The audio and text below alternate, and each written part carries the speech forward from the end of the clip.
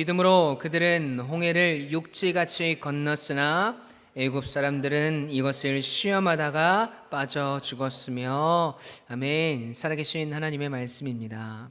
오늘은 믿음으로 사는 성도 16번째 이스라엘 가만히 그리고 앞으로라는 말씀의 제목으로 우리 함께 은혜를 나누기를 원합니다. 여러분, 전라남도 진도군에 가면 이 진도와 모도섬을 연결하는 바닷길이 있습니다. 이 민물때가 되면 그냥 바다의 모습이다가 썰물때가 되면 두 섬을 잇는 바닷길이 생겨나는 거죠. 많은 사람들이 신비의 바닷길이라고 이야기하기도 하고 모세의 기적이라고 이야기하기도 합니다.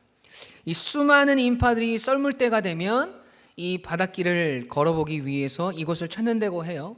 정말 많은 사람들의 모습을 볼 수가 있습니다. 이 사람들은 왜 이 길을 모세의 기적이라고 이야기할까요? 네, 바다가 갈라졌기 때문이죠. 또 우리가 가끔 뉴스를 보면 현대판 모세의 기적이라는 이야기로 우리나라의 사람들의 국민성에 대한 기사들이 나올 때가 있습니다.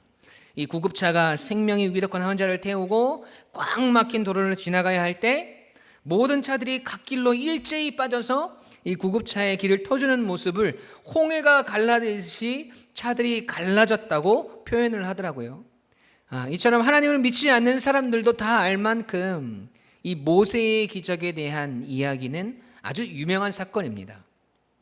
그런데 세상 사람들이 알고 있는 모세의 기적은 그저 없었던 바닷길이 썰물 때 생겨나거나 차들이 길을 터주기 위해서 양쪽으로 갈라지는 것, 그 이상도 그 이하도 아닙니다. 딱 거기까지죠. 그저 겉으로 보여지는 것들에 대해서만 알고 있지, 갈라진 홍해가 주는 의미에 대해서, 또 그 갈라진 바다를 건너갔던 모세와 이스라엘 백성들에 대한 진짜 구원에 대한 이야기와 그 믿음에 대한 의미는 잘 알지 못합니다. 오늘 우리는 그 역사의 현장 속으로 함께 들어가서 이 긴박했던 상황들과 그 속에서 하나님께서 이스라엘 백성들에게 원하셨던 이 믿음의 모습이 무엇이었는지 함께 답습해 보기를 원합니다. 오늘 본문은 이렇게 시작하고 있어요.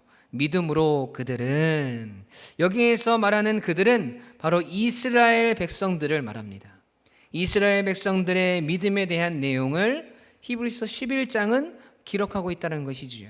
그렇다면 하나님께서 이스라엘 백성들을 통해서 받으시기 원했던 믿음의 모습, 이스라엘이 어떠한 믿음을 행사했는지 오늘 우리는 말씀을 통해서 함께 깨닫기를 소원합니다.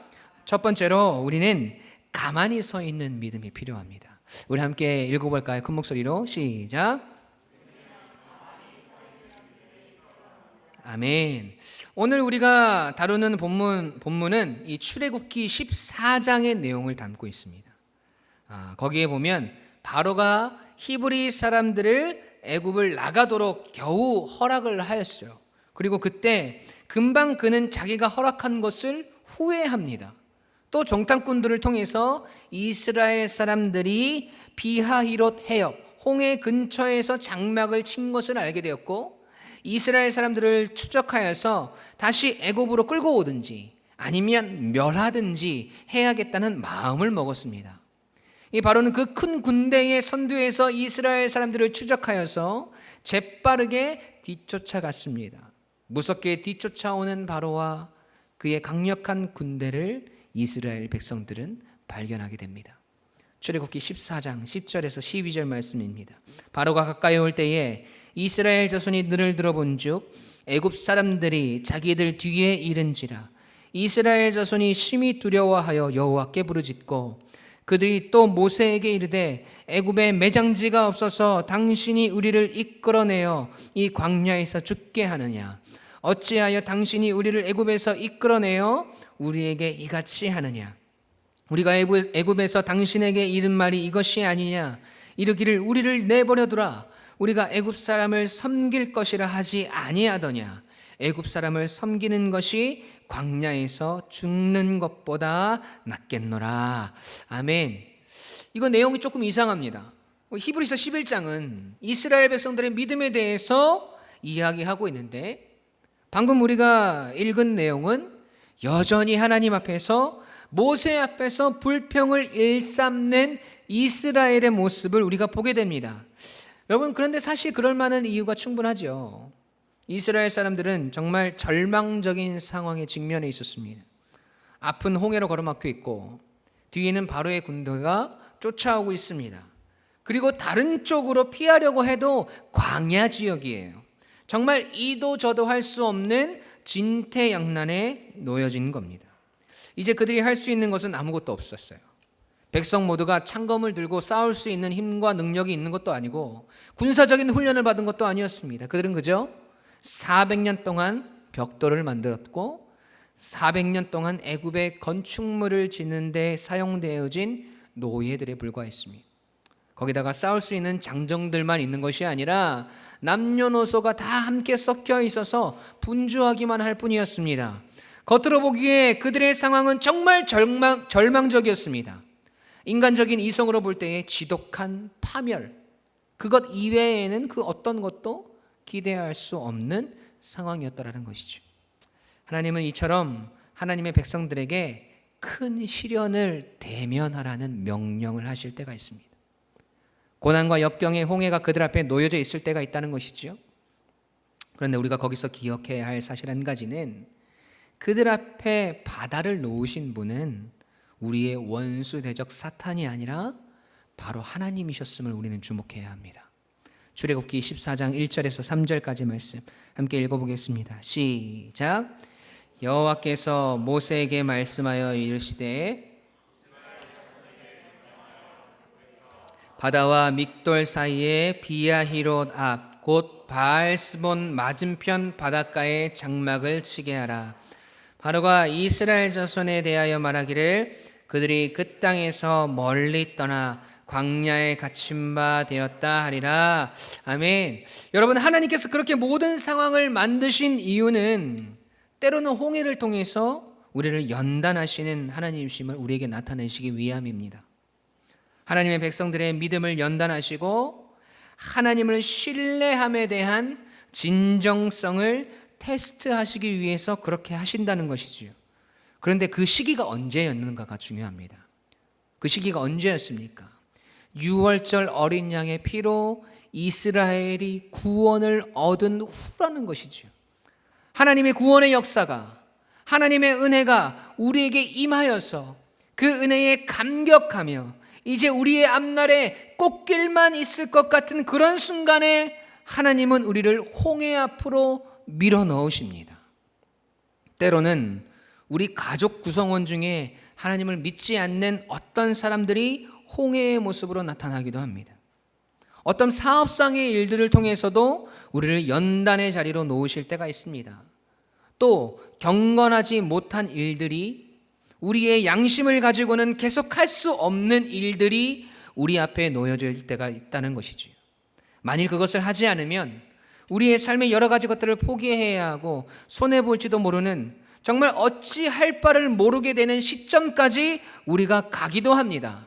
그런 시련의 홍해가 우리 앞에 있고 그것을 건너는 것은 완전히 불가능해 보이지요.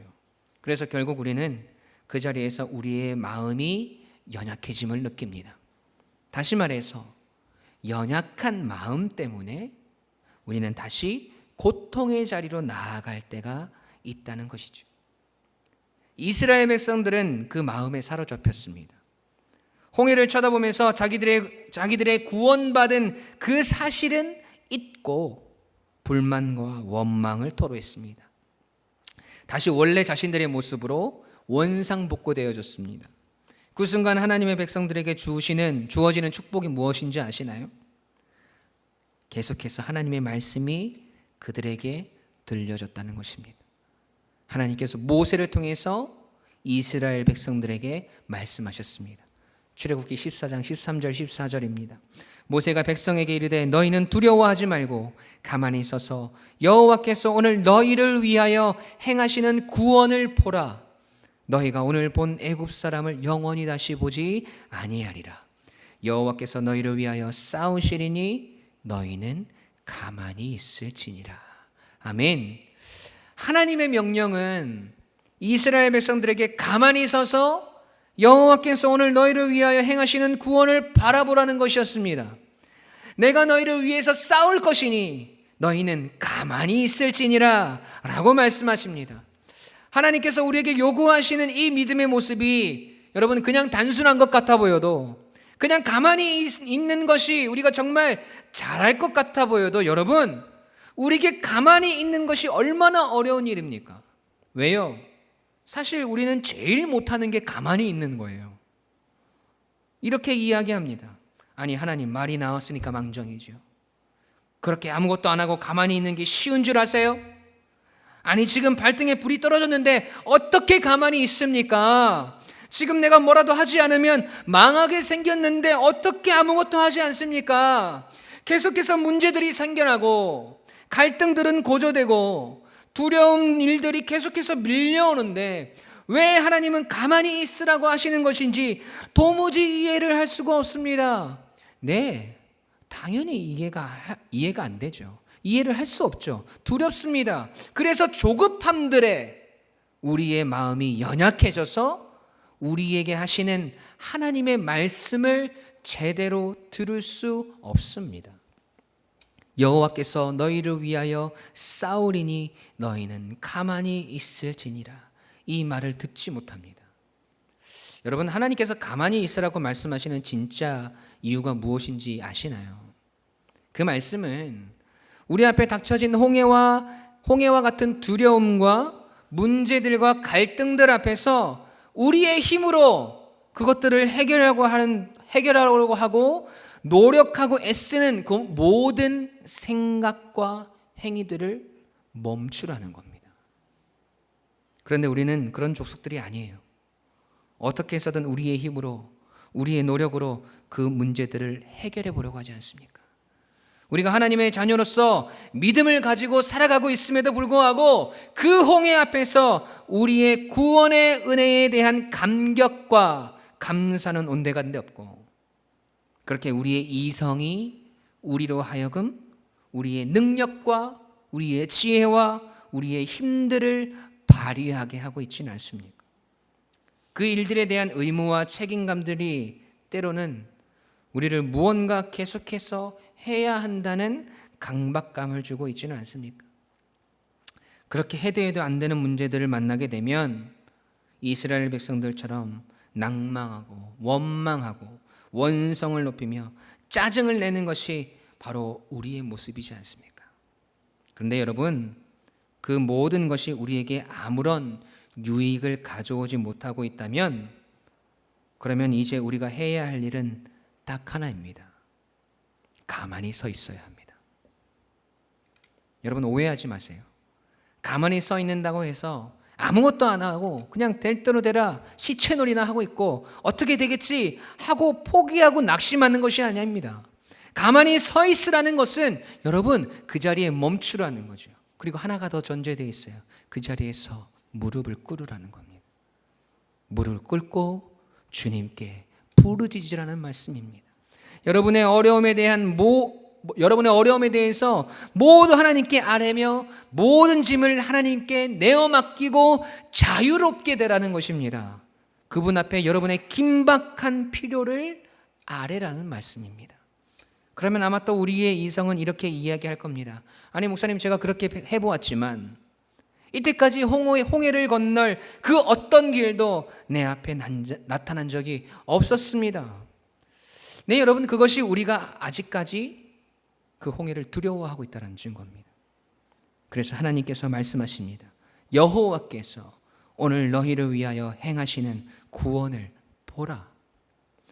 우리의 믿음의 시련이 홍해를 바라보고 바로의 군대를 바라보는 것이 아니라 우리의 문제들을 바라보고 그것들에 얽매이고 국한되어서 우리의 모든 에너지를 쏟는 것이 아니라 이제 그 모든 일들을 멈추고 제발 너희의 힘과 능력과 지혜로 하려고 했던 그 모든 생각과 행위들을 멈추고 제발 가만히 서서 이제 좀 나 여호와를 봐라.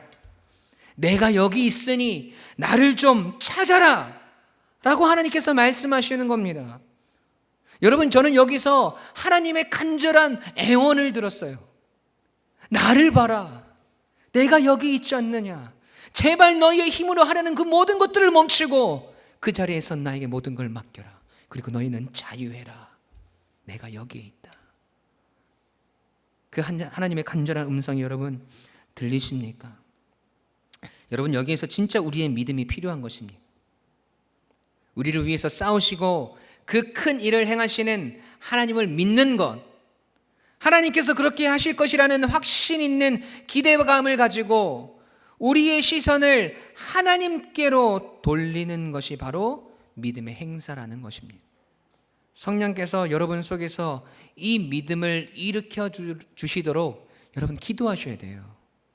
여러분, 하나님 앞에서 울부짖으셔야 합니다. 우리 하나님 아버지께서 여러분을 위해서 자신의 강한 모습을 드러내 보이실 것임을 확신시켜 주시는 역사가 있을 때까지 여러분의 무릎을 꿇고 있으십시오. 하나님의 약속과 역사가, 그리고 그 섭리가 우리 속에서 강하게 적용되기 전까지 하나님 앞에서 기다리셔야 합니다. 이스라엘 백성들에게는 여러분 이 믿음이 필요했습니다. 그리고 마침내 그들은 그 믿음에 도달합니다. 그 믿음을 이스라엘이 가지지 못했다면 그들은 홍해를 건널 수 없었을 것입니다. 어떻게 해서든 자신들이 살 길을 찾으려고 했을 것입니다. 그러다가 결국 멸망했을 것입니다. 가만히 있는 믿음, 그 믿음은 홍해와 같이 우리 앞에 놓여진 혹독한 이 시련과 연단들 앞에서 우리의 모든 행위와 욕심과 잘못된 열정들을 다 하나님 앞에 내려놓고 가만히 서서 하나님께 기도와 간구로 나아가며 하나님께서 행하시는 일들을 바라보는 믿음인 줄로 믿습니다.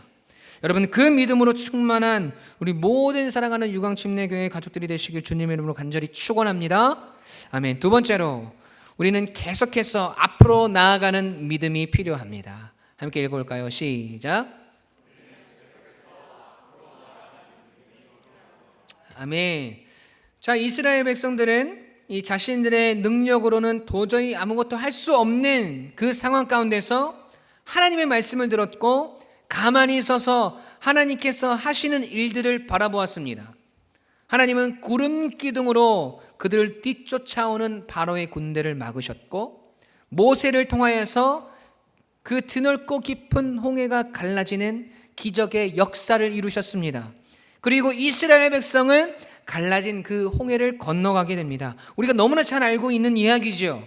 그런데 말씀을 묵상하면서 왜 하나님께서 우리에게 앞으로 나아가는 믿음을 요구하시는지 정확하게 깨달았습니다. 그들이 홍해 앞으로 나아간 것이 왜 믿음이었으며 왜 그 믿음을 하나님은 이 히브리서 11장에 기록하고 있는지 정확하게 깨달았습니다. 여러분, 출애굽기 14장 15절 16절 말씀 함께 보실까요? 함께 읽어보겠습니다. 시작. 여호와께서 모세에게 이르시되 너는 어찌하여 내게 부르짖느냐? 이스라엘 자손에게 명령하여 앞으로 나아가게 하고 지팡이를 들고 손을 바다 위로 내밀어 그것이 갈라지게 하라. 이스라엘 조선이 바다 가운데서 마른 땅으로 행하리라. 아멘. 자, 여러분 말씀을 잘 보십시오. 16절에 보면 하나님께서 모세에게 지팡이를 들고 손을 바다 위로 내밀어서 홍해를 갈라지게 하라고 말씀하시지요. 그래서 어떻게 됩니까? 홍해가 갈라집니다. 그런데 그 전에 하나님께서 이스라엘 자손들에게 먼저 명령하신 것이 있습니다. 앞으로 나아가게 하라는 말씀이죠. 그러니까 이스라엘 백성들은 홍해가 갈라진 것을 보고 그것을 향해서 나아간 것이 아니라 아직 갈라지진 않은 그 홍해를 향해서 먼저 나아갈 것을 명령받은 겁니다. 아직 아무것도 이루어진 것이 없는데, 아직 아무런 일도 일어나지 않았는데 하나님은 그들에게 홍해를 향해서 걸어가라고 명령하시는 거죠. 여러분, 이것이 하나님께서 계속해서 히브리서 11장을 통해서 우리에게 말씀하시는 믿음의 모습이지 않습니까? 믿음은 바라는 것들의 실상이요 보이지 않는 것들의 증거니. 아직 홍해가 갈라진 것을 보지 않았지만 여전히 바로의 군대는 우리를 죽이려고 위협하고 있지만 하나님의 말씀과 약속을 신뢰함으로 홍해를 향해서 나아가는 믿음. 그 믿음을 하나님은 오늘 우리에게 요구하고 계시는 것입니다. 그래서 오늘 본문에서 이렇게 말씀하십니다. 믿음으로 그들은 홍해를 육지같이 건넜으나 애굽 사람들은 이것을 시험하다가 빠져 죽었으며. 아멘. 믿음으로 이스라엘은 홍해를 육지같이 건넜다. 이 말씀이 더욱 이해가 되시는 것 같습니까? 그런데 다시 그들을 두렵게 만드는 것들이 있었어요. 하나님께서 행하신 위대한 기적의 현장에서 이스라엘 백성들은 서 있었고 그들은 홍해를 향해서 걸어갑니다. 모세가 지팡이를 들고 손을 바다 위로 내밀자 말도 안 되는 광경이 그들 앞에 펼쳐집니다. 홍해는 갈라져서 두 개의 큰 기둥처럼 이스라엘 백성들이 걸어가야 할 그 길의 양쪽에 우뚝 서 있었습니다. 그리고 그들은 갈라진 홍해의 두 물기둥 사이를 걸어가야 하는 그 상황에 놓여진 거죠. 출애굽기 14장 21절 22절입니다. 모세가 바다 위로 손을 내밀매 여호와께서 큰 동풍을 밤새도록 바닷물을 물러가게 하시니 물이 갈라져 바다가 마른 땅이 된지라. 이스라엘 자손이 바다 가운데를 육지로 걸어가고 물은 그들의 좌우에 벽이 되니. 아멘. 여러분, 양편의 물벽, 그 광대한 그 벽을 여러분 상상해 보십시오. 정말 무시무시하지 않았을까요? 그러한 물벽 사이로 걸어가는 데는 여러분 보통의 믿음이 필요한 것이 아니었습니다. 그 물벽은 자연의 법칙상 언제라도 그들에게 덮쳐와서 그들을 멸할 것처럼 보였을 것입니다. 설상가상으로 홍해를 건너고 있는데 바로의 군대를 막고 있던 구름 기둥이 거칩니다. 그리고 그 군대가 이스라엘을 맹렬히 뒤쫓기 시작합니다. 출애굽기 14장 22절 23절 함께 읽겠습니다. 시작. 이스라엘 자손이 바다 가운데를 육지로 걸어가고 물은 그들의 좌우에 벽이 되니 애굽 사람들과 바로의 말들 병거들과 그 마병들이 다 그들의 뒤를 추격하여 바다 가운데로 들어오는지라. 아멘. 지금껏 그들이 가졌던 믿음을 다시 한번 무너뜨리기에 충분히 위협적인 것이었습니다. 그러나 그들은 하나님을 향한 믿음을 잃지 않았습니다. 끝까지 그 믿음을 부여잡고 홍해를 건너갑니다. 하나님께서 행하시는 일들을 보았고 두려운 상황들은 그들에게 여전히 존재하지만 그들은 계속해서 앞으로 나아갔습니다. 이스라엘 백성들 말고 홍해를 건너고 있는 사람들이 여러분 또 있었죠. 누굽니까? 바로의 군사들입니다. 그들은 믿음으로 홍해를 건너는 것이 아니라 그저 사냥감을 추적하기 위해서 맹렬히 홍해 사이를 지나가고 있었습니다. 여러분, 이처럼 악의 세력들은, 죄의 무리들은 계속해서 믿음의 사람들을 추격해 옵니다.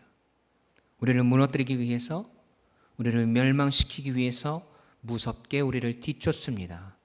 그러나 끝까지 믿음으로 나아가 홍해를 건너는 이스라엘 백성들을 결국 만나지 못합니다. 왜요? 하나님께서 그들을 모두 멸하셨기 때문입니다. 출애굽기 14장 26절부터 28절 말씀입니다.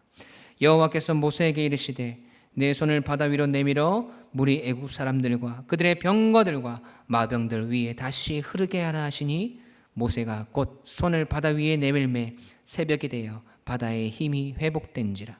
애굽 사람들이 물을 거슬러 도망하나 여호와께서 애굽 사람들을 바다 가운데 엎으시니 물이 다시 흘러 병거들과 기병들을 덮되 그들의 뒤를 따라 바다에 들어간 바로의 군대를 다 덮으니 하나도 남지 아니하였더라.